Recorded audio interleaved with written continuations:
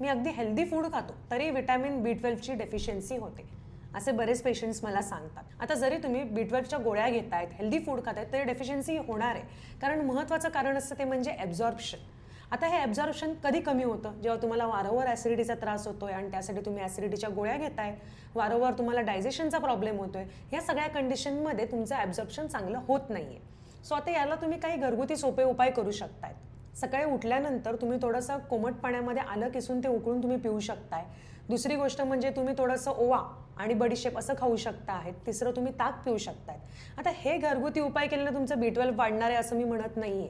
ह्या सगळ्यामुळे तुमचं digestion better होणार आहे आणि डायजेशन बेटर झालं तर तुम्ही जे काही हेल्दी खातायत त्याच्यातून जे तुम्हाला B12 मिळते ते व्यवस्थित ॲब्झॉर्ब होणार आहे.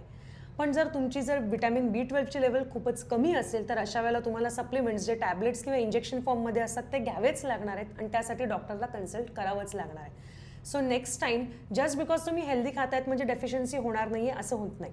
थँक्यू.